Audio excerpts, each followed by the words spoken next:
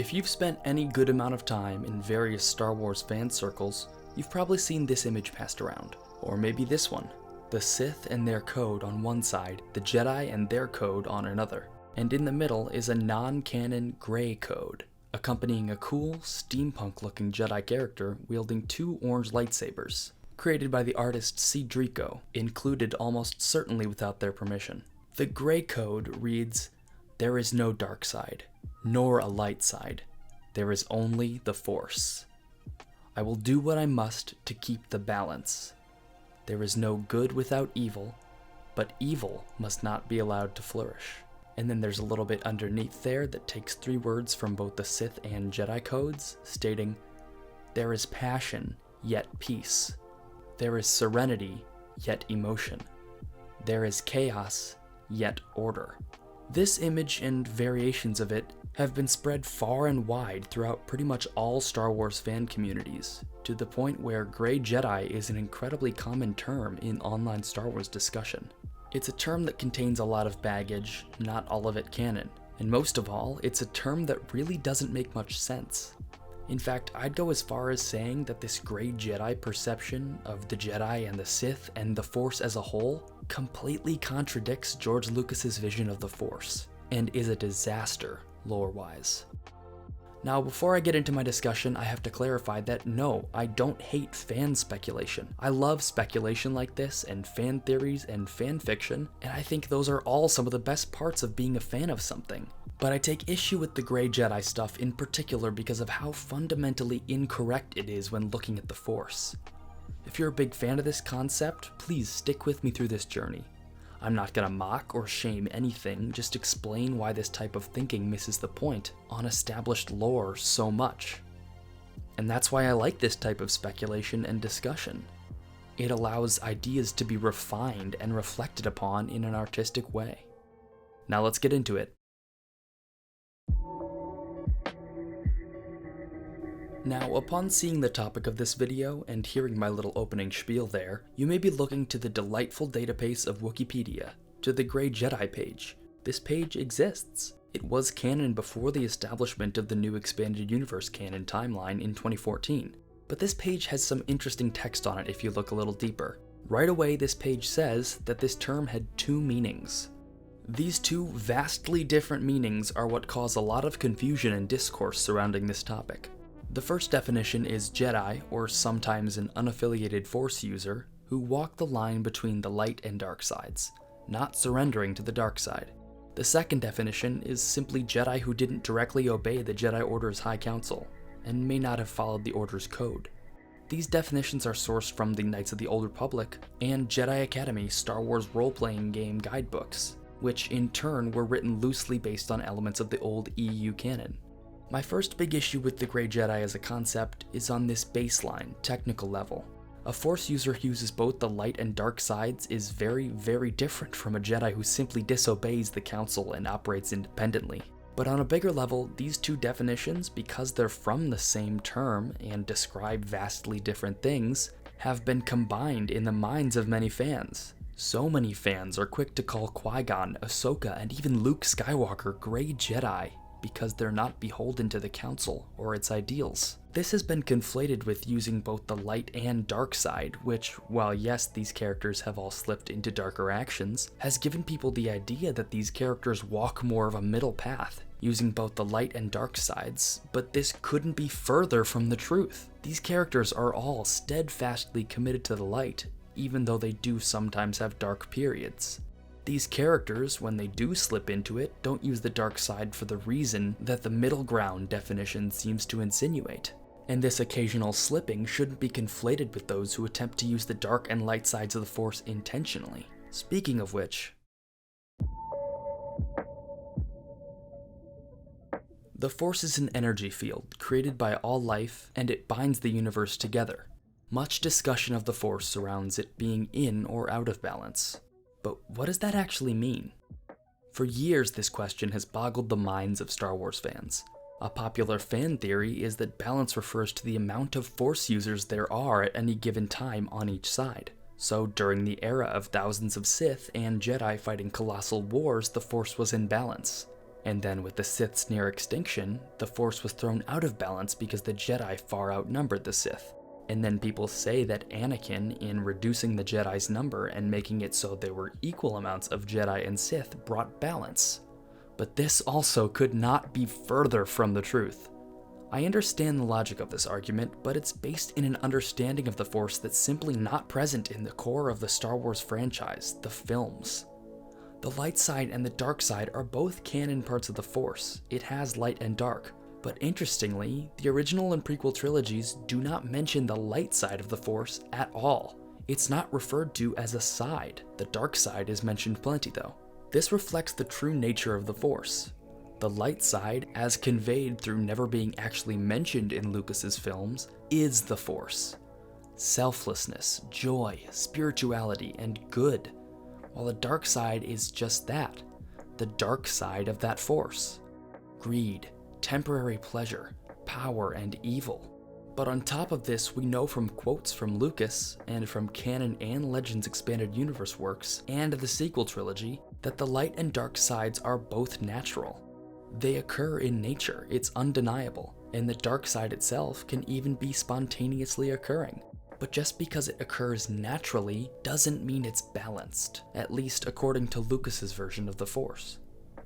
According to George and his films, and by extension all of the expanded works that properly align with them, someone is actually balanced when they keep the dark side at bay, while understanding that it's natural. A great example of this is understanding death as a Jedi. Yoda says to rejoice for those who join the Force.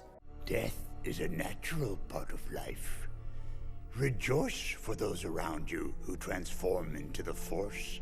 Mourn them do not, miss them do not. And death in many cases is not particularly light, but the understanding of it and refusal to try to control it is balance.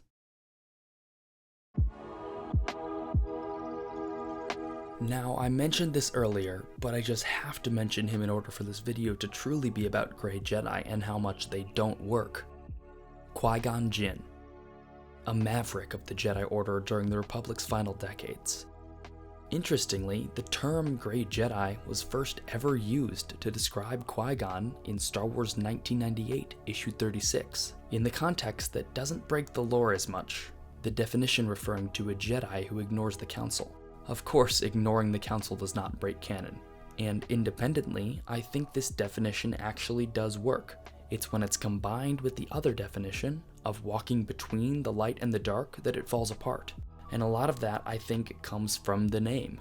Here in issue 36, the term Gray Jedi has nothing to do with using the light and the dark sides, which is why it's confusing. Gray, when used in the context of a light and dark dichotomy, really seems to imply a middle ground. A little bit of both.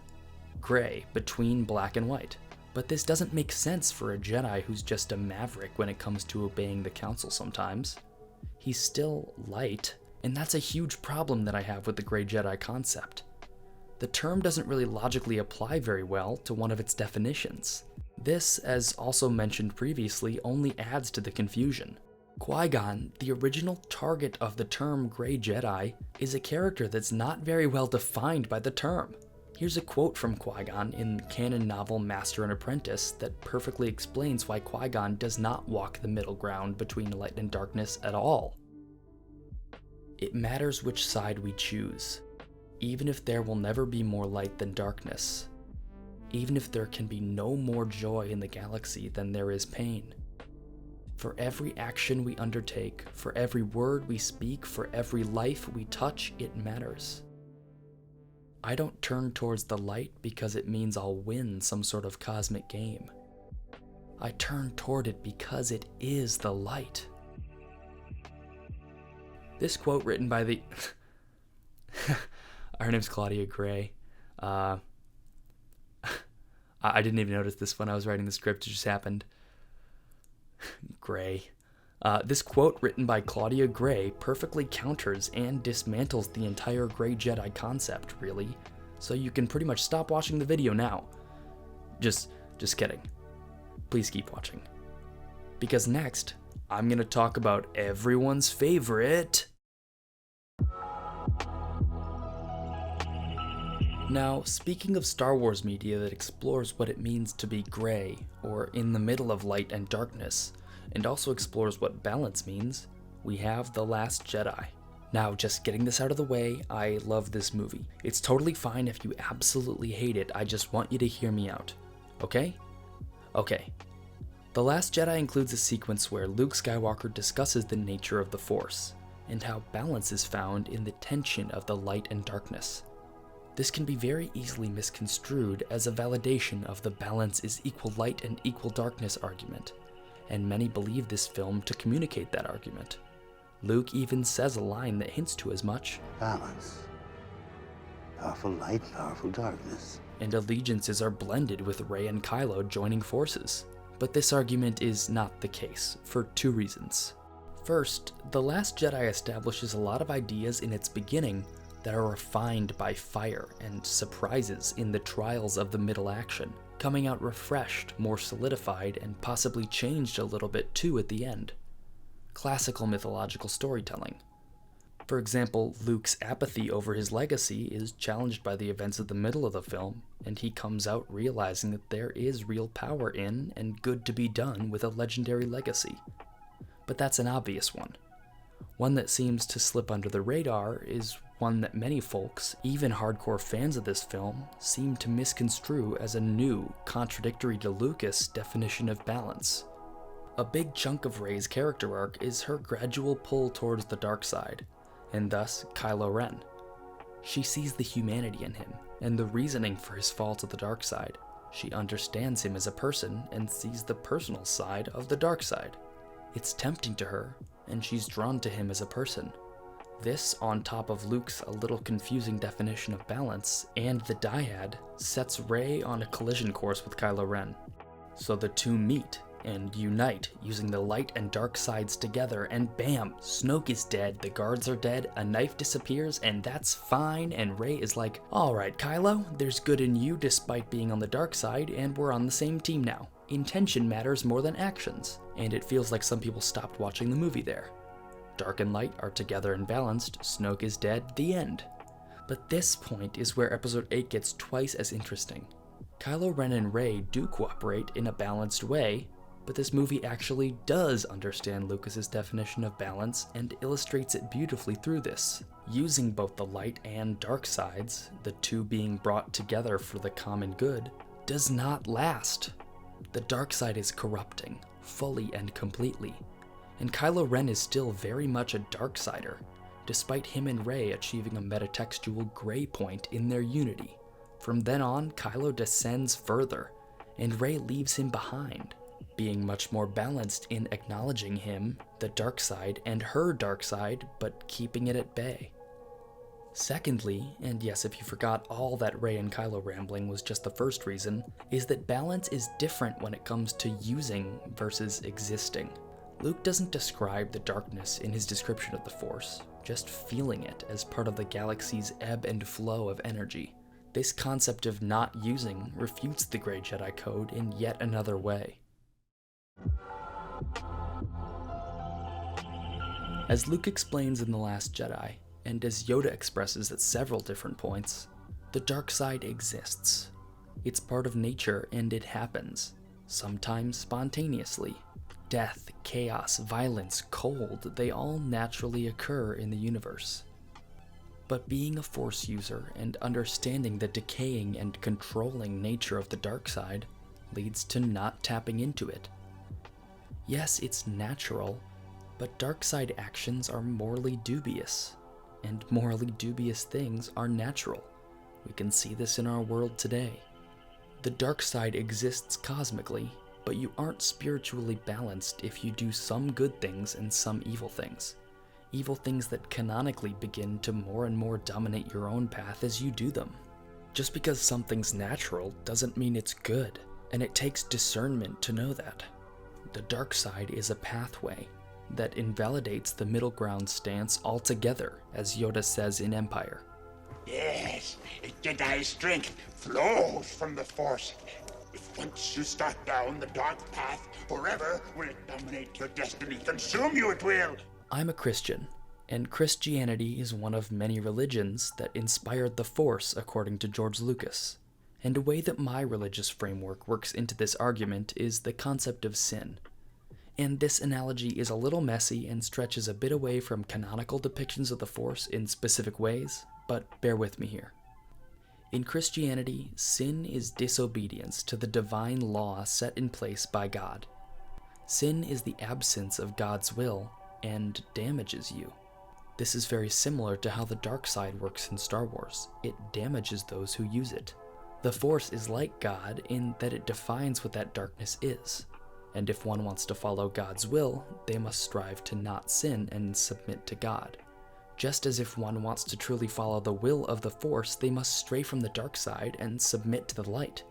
Are you really earnestly following God or the light if you are consciously and intentionally sinning or using the dark? The analogy ends here for theologians' sakes, but I continue my point. The dark side exists, but it is discordance, a natural disturbance of the balance that is harmony between all life. But one can only healthily achieve this balance on a personal level through proper understanding of the dark side, never use of it. It exists, but don't use it, even as a means to an end, which seems to be another big reasoning for those who support the Gray Jedi concept. The dark side lives within us all, yes, but never tapping into it is the most important part of balance. Balance is when something's secure, not when it's even.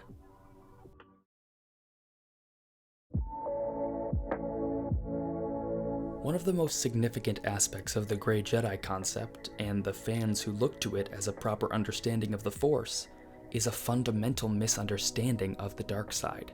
The dark side is not an equal and proper half of the Force. It is a natural negativity and propensity for darkness contained within us that must be kept in check through discipline. George is always going on about how the Force requires so much discipline because discipline is what truly gives us balance. Balance is not an equal amount of light and dark, but an acceptance of both while adhering to the light. But the hard part of this, as Star Wars is a consumer brand, is that we can all admit it, the bad guys are pretty cool sometimes. They have amazing costumes, powers, weapons, abilities, heck, names even. Kylo Ren, Lord Vader, Darth Maul, General Grievous, Supremely Snow. Count Dooku. The bad guys, the dark side, are very, very cool. And it demonstrates to us, despite Yoda's pleading in The Empire Strikes Back about it being easy, that the dark side is a way to get things done. Sometimes. And there's that means to an end argument that is so common in Gray Jedi believers. The dark side isn't all bad because it allows for things to get done, as bad things must happen sometimes for greater good outcomes. This is all very clearly refuted in the films as well, but at least I understand the urge. We think, as omniscient fans, that we could use the dark side without being fully corrupted. We think, yeah, I could use Force lightning and be a Jedi at the same time. Fun fact, this was also canon within Legends, with a very means-to-an-end philosophy contained within it, as a few Jedi could actually use Force lightning, but only for just reasons. It was called Electric Judgment, and Luke and Plo Koon were known to use it, despite electrically shocking someone not really ever feeling very just. But a whole other side of the Gray Jedi concept is that a lot of it is a reactionary swing away from the Jedi Order as depicted in the prequel trilogy. The perceived negative depiction of the Jedi Order in the prequels shook up a lot of fans' expectations. Going from the original trilogy's idea of the Jedi to a perceived dogmatic, somewhat closed-minded, naive order was a shock for many fans. I do not believe the Sith could have returned without us knowing. We now understand that it was intentional for the story that George was telling, that the Jedi were a bit naive and were doing things right, and were taken advantage of in Palpatine's plot. But still, many perceive that the Jedi Order being against attachments and the proper feeling of emotions is what led to their downfall, which isn't really true. But admittedly, as a multimedia franchise, that belief does have some sort of basis in Legends and canon, but not anything made by George directly. George himself has been pretty clear in lots of interviews and in his art that the Jedi should strive to avoid any kind of possessive feelings, and that the prequels don't show the Jedi negatively. The Jedi weren't really in the wrong in George's eyes, they were just manipulated and taken down by a scheming Sith. Because of the confusing way that the Jedi were depicted in the prequels, many fans gravitate towards the Gray Jedi concept as an alternative, as they see the things they perceive the Jedi to be fatally lacking as present in the dark side, and thus evidence for a middle ground being important. But according to George Lucas, this doesn't really make sense, as that's not really the reason that the Jedi fell.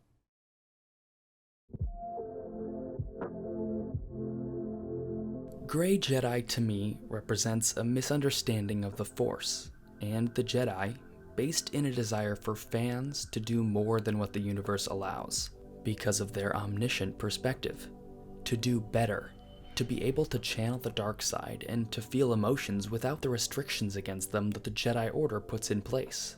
I'm a Gray Jedi, so I can have the cool bad guy powers, but still not be evil. I will do what is necessary and feel love and emotion, because I'm strong enough not to be manipulated by them. It's all very protagonist-y, which might explain why a lot of this comes to the forefront in the Star Wars Legacy comics and Dawn of the Jedi. I love these comics, but they do somewhat reek of overpowered / lore-breakingly epic and cool protagonists. But I digress. The Force is a harmony between all things, and the dark side is a disturbance of that. Being gray, using both the light and dark side, is to open yourself to the dark side, to do evil and disrupt that harmony, preventing you from ever fully experiencing balance. The dark side is a perversion of the selflessness and joy present in the Force, present in the light and present in the world. The Force's pulls and pushes of light and darkness are natural, yes, but they're evenly balanced in the universe through the will of the Force. To surmise that you, a cool protagonist, could somehow tap into the dark side for good is just not how this works. Yes, Anakin wanted to save Padme. That seems good, and went to the dark side to try to do so, but that was his undoing.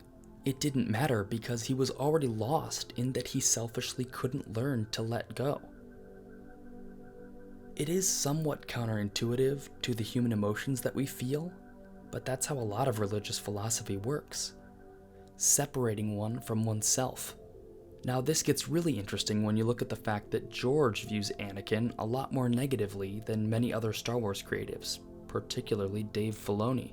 George, based on interviews, believes that Anakin's fate was ultimately his fault, for getting caught up in his attachments and inability to let go, while Filoni and others seem to see it as the Jedi failing Anakin, another very common belief amongst fans. But George didn't write Anakin to be the victim, he wrote him to be pathetic, really. He says as much in interviews. And only in giving up his selfishness, at the very end, in a selfless act of love, is Anakin able to enter the light once more. Balance. This idea that the Jedi Order was wrong, out of balance, and intentionally shown as flawed in the prequels has absolutely proliferated this Gray Jedi concept. People think that if the Jedi Order is bad, then maybe bits of the dark side must be good. And this is really, really confusing to me, because an honest read of the prequels does kind of depict the Jedi as flawed. But according to Lucas, in almost all of his behind-the-scenes materials and interviews, the Order is just how they should be in the prequels until they get involved in the Clone Wars. And then again, that's not their fault, they were manipulated by their connection to the government. This is a topic I'd love to talk about further someday, but one that doesn't really belong in this video. What does belong, though, is the idea that the Jedi Order is not evil. No matter what any Mandalorian-loving author will tell you, the Jedi Order is not really evil, nor is it completely wrong in the way that it chose to conduct itself. The light side and dark side are not two relativistic interpretations of a larger whole, they're real. In the Star Wars universe, there is ontological good and evil, and the serenity of life, death, and the transitory state of all energy is balanced. Accepting that is balance. Disrupting it selfishly or greedily is unbalanced, and that is what using the dark side is. So no, taken at face value, a middle ground definition of Gray Jedi is not balanced. They're doomed to fall to the dark side when they start using it for what they perceive as the greater good. The fan-developed and yet officially created idea of Gray Jedi serenely walking a middle path not only doesn't work in regards to George Lucas's Star Wars films, it also shatters the entire conception of the Force and how it works in this universe. And that's why I'm glad that canon has been very wary about using this kind of terminology or even concept. Canon storytelling has stuck to and understood George Lucas's idea that the dark side corrupts. And using the term Gray Jedi to define Jedi that just don't obey the Council is also really dumb, and a much better term without as much baggage should have been used in its stead. The High Republic has even introduced the position of Wayseeker, Jedi who operate independently from the Council, and in a book, Obi-Wan remarks that Qui-Gon could have been one if he lived in that era. So if Qui-Gon was the definition of Gray Jedi, maybe he's also the definition of Wayseeker. And based on that, I think Wayseeker is a much better term for this. So yeah, Gray Jedi completely destroy the lore of the Force in Star Wars. You can still like them and appreciate the concept, but just make sure you're getting your facts right. Thank you so much for joining me on this journey. My reading recommendation for the day is Master and Apprentice by Claudia Gray. How fitting for a Gray Jedi video. This book is about Obi-Wan and Qui-Gon going on a mission together and deeply explores the nature of the Force and the Jedi and their involvement in the galaxy and with the light side of the Force.